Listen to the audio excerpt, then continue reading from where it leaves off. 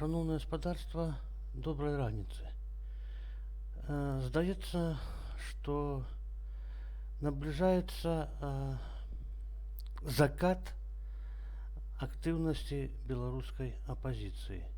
Может быть, нават не столько активности, колькі закат нават усяго конгломерата ныне існуючай беларускай оппозиции. Узгадаем, што Пазняк некалі казаў, што варта толькі спыніць фінансаванне апазіцыі, варта толькі перастаць даваць ёй замежныя грошы, і яна абсалютна дакладна разваліцца. І яшчэ узгадаю ў гэтай сувязі Пазняка, бо ён кажа заўсёды, што трэба, каб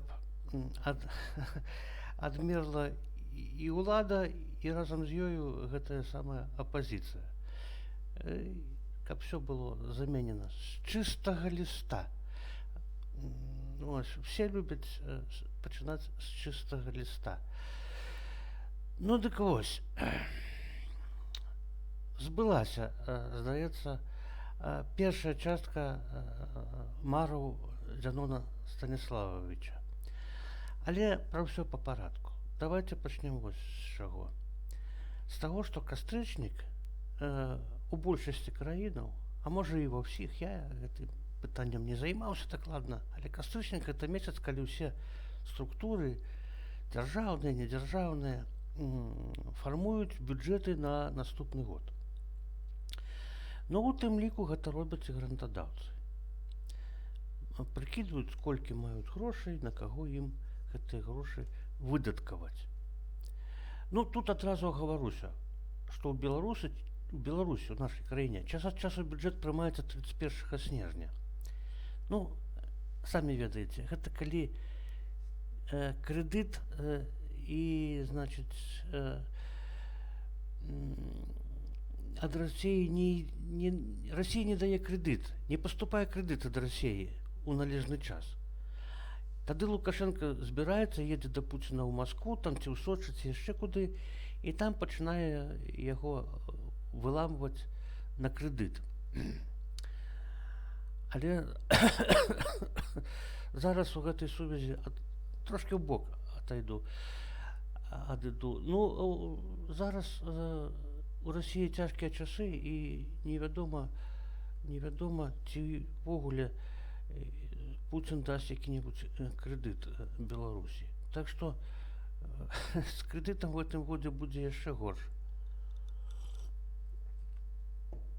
Але мы сегодня не про Лукашенко и уладу, а про оппозицию.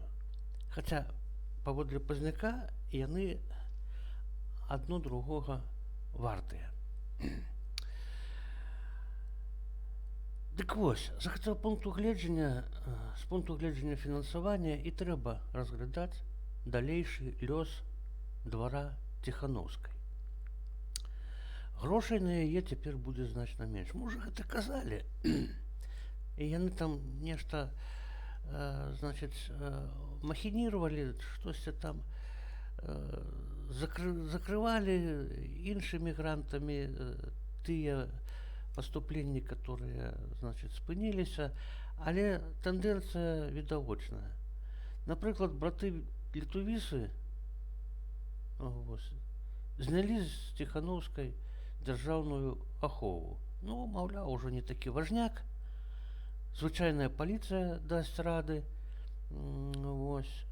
звычайнымі мерапрыемствамі.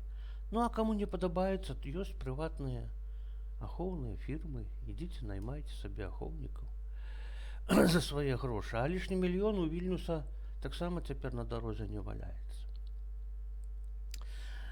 Таксама Злучаныя Штаты, глядзіце, паўгода назад зачынілі кармушку у выглядзе USAID или USAID, как там лепей называць. Функцыі агентства гэтага перадалі Дзярждэпу, дзяржаўнаму дэпартаменту, а той лічыць, што карміць пражорлівы двор Ціхановскай там ахвотных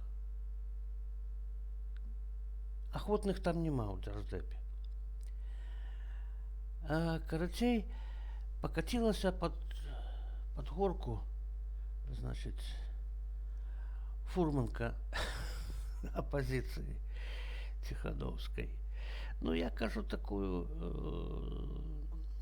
речь, что оппозиция Тихановской, ну, это такая сборная солянка, и она не только оппозиция Тихановской. Там же и Бабарыкинские сидят, Кравцовы там всякие, там сидят и іншие, ось, не зусім тихановские, так сказать, значит, аматоры, люди больше самостойные. Например, Латушку мы не прилічым до, значит, двора Тихановской, але як символ, яна ж сама набивалася, что яна символ оппозиции, як символ мы будем выкарыстоўваць, что это все люди Тихановской.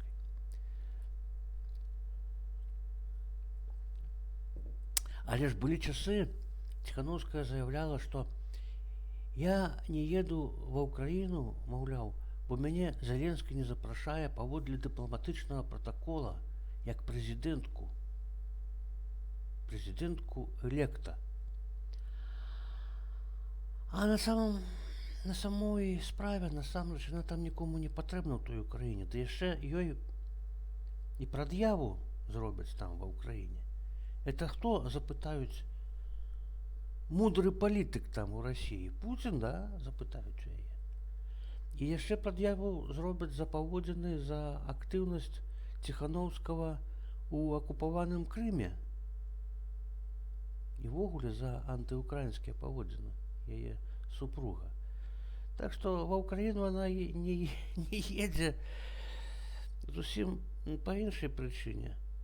Ей застаецца только 10 злапаць Зеленскага на якім-небудзь самміце, на якой-небудзь нарадзе еўрапейскай, напрыклад, дзе ў кулуарах яна сочыць, калі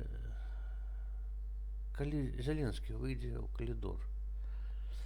Ось, і яна падыдзе да яго, перакінуцца там и сфотографоваться, перекинуться, в сенсе, нечто двухсенсовно. Не, я не имел этого на увазе. Просто поразмовлять. 2-3 слова, фотка, ну, хай будет. От Зеленского не убудзе, мне он так лічыць.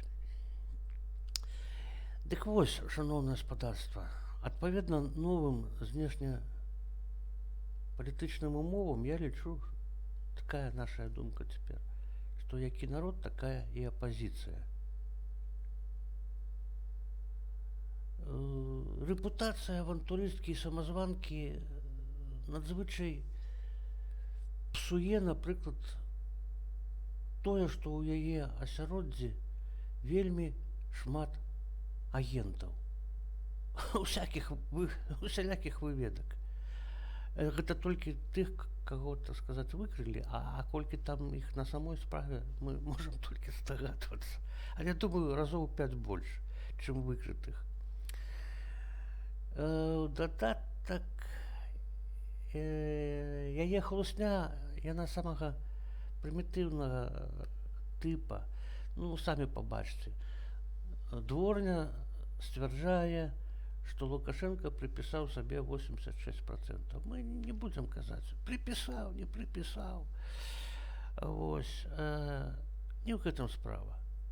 А справа в том, что этой дворне, этой оппозиции, так званой, не молит, что Тихановская приписала себе 97% еще до выборов. И она уже за месяц до выборов, за 2, написали, что у Лукашенко 3%, а у Тихановской 97%. І яшчэ яны гэтым фейкам вельмі ганарацца дагэтуль нават. Маўляў, ох, как ловко мы правернули чарговую правакацыю у лубянскім стылю. Ну, тое самае робіцца і у нашем народе.